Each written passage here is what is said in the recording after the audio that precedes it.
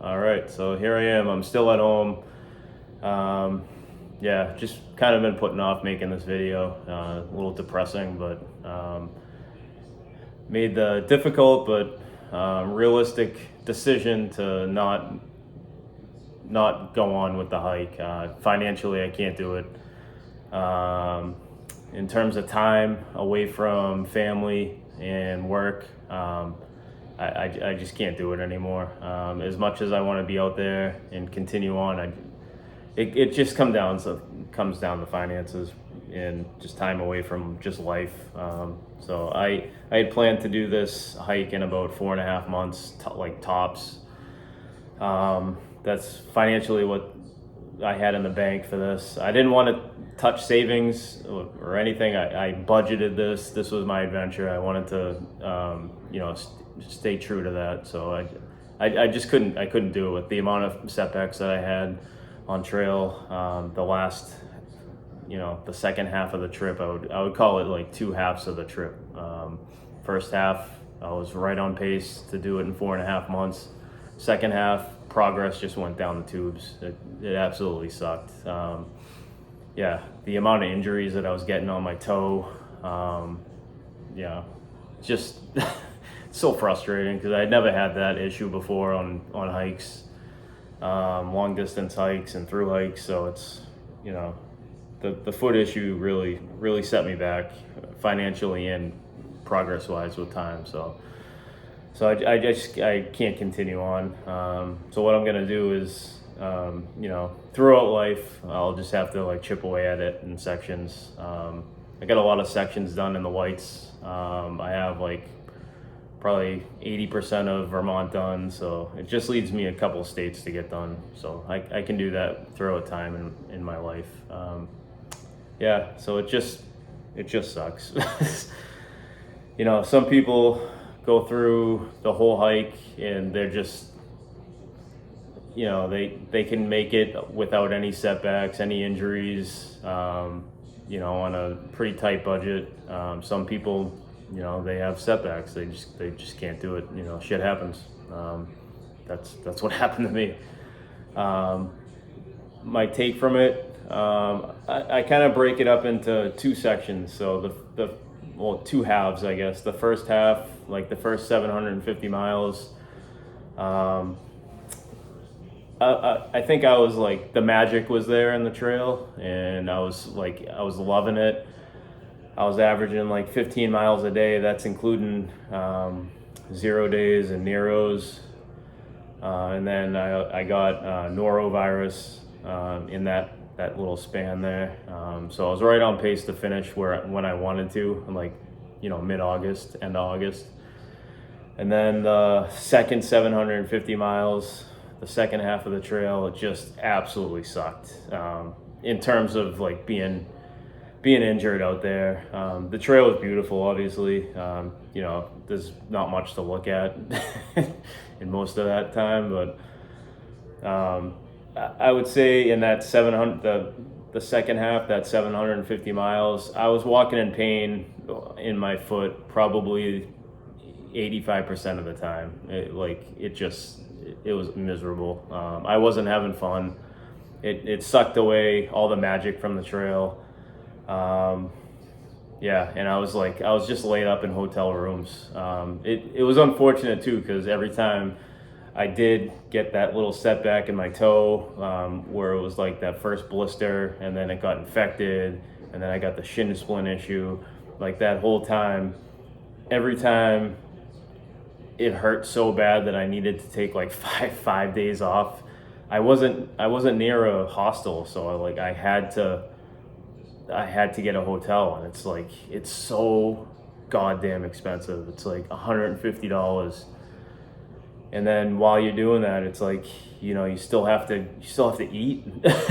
You can't really touch your food for the trail, because it's like, if you do, then you get a resupply. So it's like, I was just, it wasn't fun. It wasn't going my way.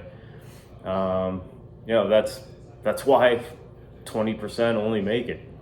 Shit happens out there. I think of the trail as like the first half I was in love with it. things were going my way. Second half, like everything came crumbling down. You know, it is what it is. Life goes on. The trail will always be there. Yeah, it is what it is. But yeah, financially, I budgeted enough money to keep me rolling out there for, you know, at least 4.5 months. You know, side note, right before I left, my lease on my Subaru ended. So I traded that in. So I didn't have a car payment out there, which was great. And like, that was the biggest reason why I could pretty much do this. I didn't have a car payment out there. Still had to pay my share of the mortgage, all my bills. You know, like, still had life, but on the back burner, but I was still paying for it. I told work when I was going to be, you know, hopefully finishing in August. And then, you know, like blowing through my budget, I still had to put money down on a car when I got back. You know, I need a car. Need a car. It's life. I gotta get to work and everything. So my wife needs hers. So yeah. So I needed to be responsible and not take money from our savings to keep funding this. So, you know, so I had no option but to just end the hike. But it does suck. But it, you know, like, I was able to check that box off. I was able to say that I attempted a through hike at the AT. So, I mean, that's pretty cool. A lot of people can't say that. So, you know, it is what it is. So yeah, my next adventure, honestly, I'm not even thinking about hiking right now. You know, like I said, the first half of the trail, I was the magic was there. Second half, I was just filled with frustration, like a lot of guilt just from being out there and thinking about maybe like borrowing money from our savings, and I couldn't do it. So it's just like it was weighing on me, and I just had to stop. And you know, it is what it is. But in terms of like hiking, I'm gonna take a break from it. The thought of hiking this trail has consumed my mind for the last 10 years. So I just need to take a little break from hiking, take a little break from social media, just, you know, just kind of enjoy family life right now and get back into the swing of things, get back into work. Yeah, just get back into life.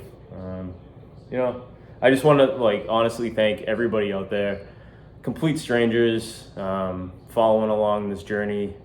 You know, sorry I couldn't make it to Maine, but made it pretty close. Made it to Connecticut, so 1,500 miles. Yeah, but yeah, I just want to thank everybody out there, complete strangers, cheering me on, giving me motivation to keep going.